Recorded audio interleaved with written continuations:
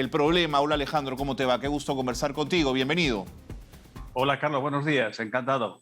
Se disminuye el monto entonces que obliga a que las operaciones tengan que pasar de alguna manera por el sistema financiero. ¿Te parece que es un buen mecanismo en la lucha contra la evasión y la elusión en nuestro país? Es una medida pertinente, no es la solución al problema de la evasión ni la ilusión tributaria, sin duda, ayudará a mejorar la recaudación de impuestos en nuestro país. Es un problema estructural que viene de mucho tiempo atrás y que hasta ahora no logramos superarlo.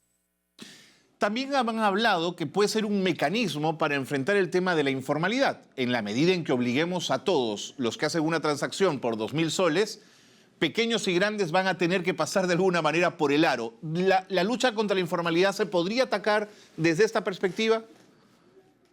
Repito, es una medida importante, sin duda. Se ha ido un poco perfeccionando estos montos desde, como lo señalaste muy bien, 3.500 en un principio, eran $1.000 luego, pasamos ahora a $500 y 2.000 soles en soles. De alguna forma ayuda, pero creo que no es el problema central para recaudar más, para combatir la evasión y la ilusión tributaria. Este es un problema, como decía, estructural, es un problema muy antiguo. Ya instituciones serias como la propia OCDE señala que somos el país que menos recaudamos, que tenemos menos presión tributaria. Estamos a la cola prácticamente en América Latina, el promedio es de 20.5% y nosotros estamos en torno a 13.5%. Por lo tanto, algo puede avanzar, algo puede ayudar, pero no es, repito, la panacea el problema de la evasión y la elusión tributaria. Hay otros mecanismos, hay otras formas para formalizar, por ejemplo, la informalidad, que es un problema serio. La formalidad tiene muchos efectos negativos para la economía. Por un lado, genera dinero negro que no se puede controlar. En segundo lugar, las cifras. No se sabe exactamente cuánto crece nuestra economía, porque la economía informal o la economía subterránea no se cuantifica. Claro. En términos de Producto Bruto Interno no se conoce exactamente cuánto es nuestro Producto Bruto real. Por lo tanto, tenemos cifras pues, más o menos cercanas, pero nada que realmente debieran ser. Todo eso perjudica a la economía de nuestro país. De acuerdo. Sí, justamente Alejandro, quería yo que nos sumergiéramos un poquito más en el tema tributario, pero para terminar solamente de ver este árbol y luego nos ponemos a hablar un poquito más del bosque, me preocupa la obligatoriedad de pasar por el sistema financiero en zonas del Perú, en distritos pequeños, donde, por ejemplo, no hay una tarjeta de crédito, no hay una tarjeta de débito, no hay giros, no hay cheques. ¿Qué pasa con esas regiones? Bueno, eso es un serio problema que tenemos nosotros como país.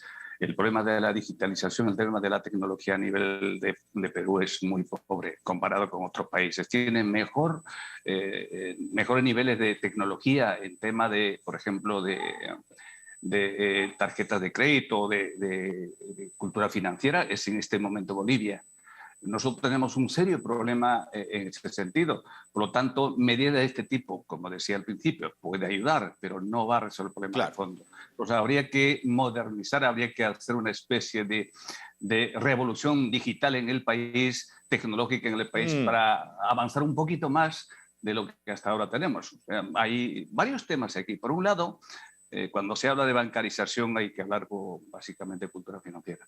Hay una preocupación creciente de la SBS, ha hecho varias publicaciones interesantes, hasta junio de este año tiene buenos datos, que sería bueno que las autoridades pertinentes tomasen en cuenta. Ahí se nota claramente el estudio comparativo que se hace con nuestra capacidad de recaudación o la bancarización que hay en el Perú, o con los niveles de ahorro que tienen los peruanos versus los niveles de ahorro que tienen Bolivia, Brasil, Uruguay. Claro. Estamos nosotros muy lejos, ¿no? Claro. Ahora, Alejandro, cuando bajamos el monto a 2.000 soles, da la sensación que estamos detrás de los pequeños, es decir, vamos detrás de los que menos pagan. Pero ¿y qué pasa con las grandes fortunas y con los dineros que van a paraísos fiscales? Digamos, ¿no es un desequilibrio en la mirada o en la persecución tributaria? Que, por cierto, todos tenemos que pagar impuestos, pero me pongo en esa situación. Ese es el gran tema. Me parece un excelente apunte, Carlos. Ese es el gran tema. Los que evaden el impuesto en el Perú no son precisamente los micros, los pequeños empresarios, las personas naturales que tienen un préstamo personal o un préstamo hipotecario. El grueso de la evasión tributaria de la evasión tributaria está en manos de las grandes corporaciones, de las grandes empresas. Y ese es el segmento que tiene una gran deuda con el país. Ya lo ha dicho en algún momento un ministro reciente de Economía, que la evasión tributaria estaba en torno a 8% del Producto Bruto Interno de nuestro país, y eso en términos de soles representaba 64.000 millones de soles.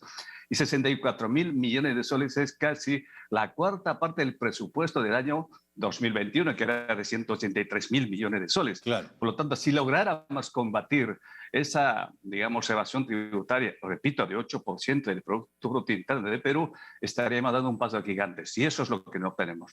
Así que hay que apuntar a esas grandes empresas que tienen su dinero en los paraísos fiscales, que tienen su dinero fuera del país, no tributan en el país. Hay una repatriación enorme de las utilidades a otros paraísos, a otros países donde seguramente la tributación es mucho más laxa que la nuestra. Así que ahí está el trabajo central que debiera tener, en este caso, la administración tributaria. SUNAT, que es el administrador tributario, y el tema de política tributaria tiene que ver, pues, el Congreso con el BEP.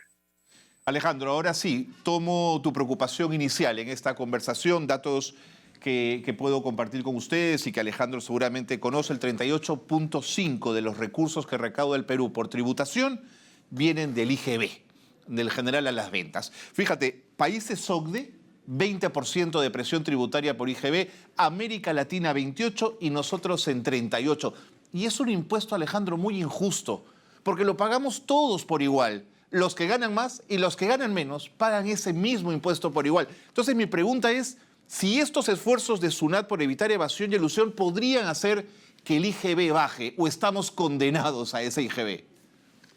Ya decía que la SUNAT es el administrador tributario de nuestro país.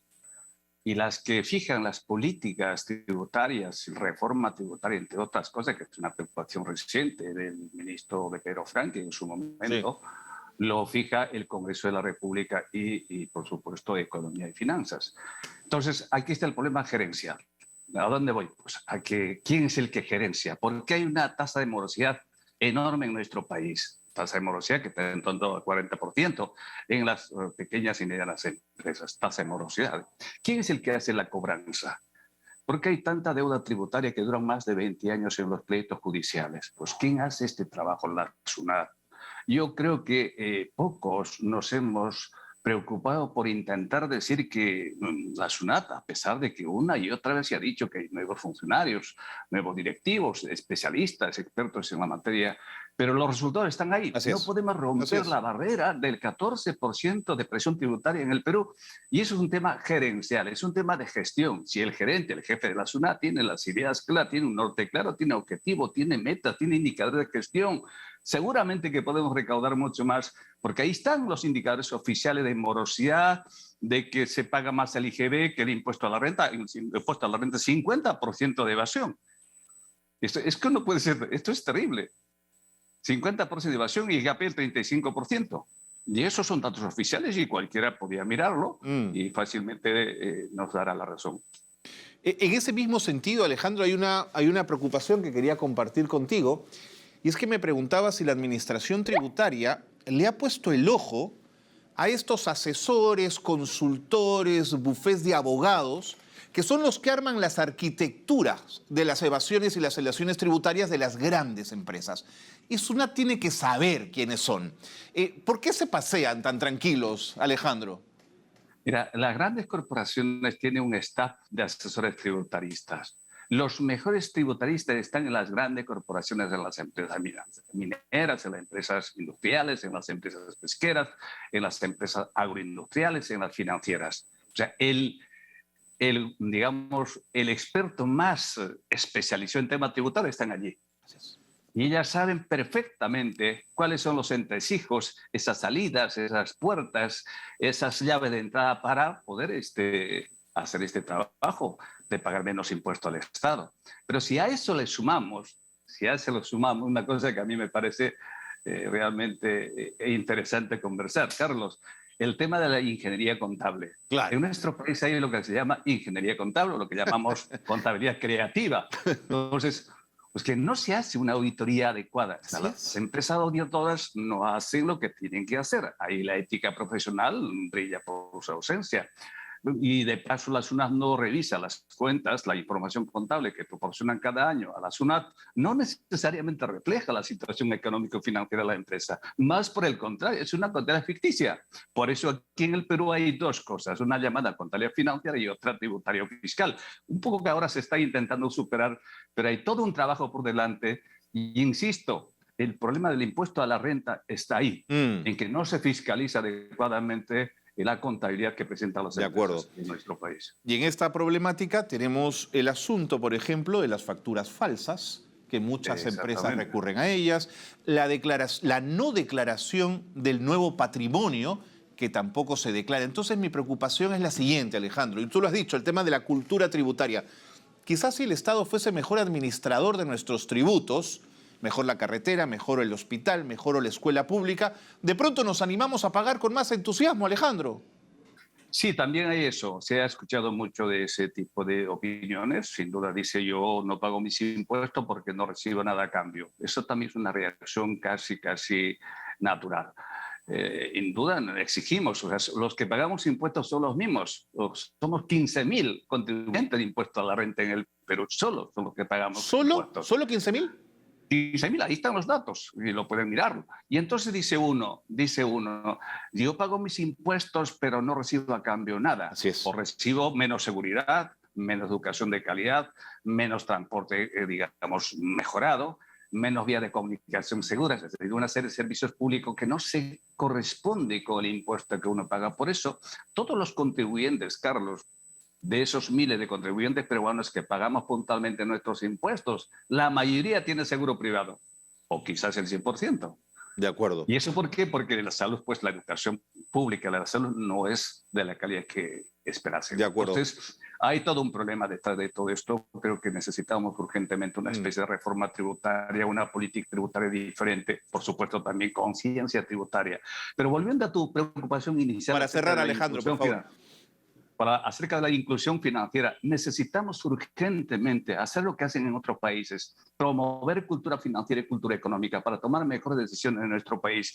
Yo miraba las cifras de la SBS y había algo de 6.700.000 deudores con las instituciones financieras. El grueso de la gente que ahora en el banco no tiene cultura financiera. ¿Por qué? En un país con una tasa de inflación de 6.5% y unos intereses que te paga el banco de 3%, tienes en términos reales una tasa de interés negativa. Y eso es porque falta cultura financiera. De acuerdo.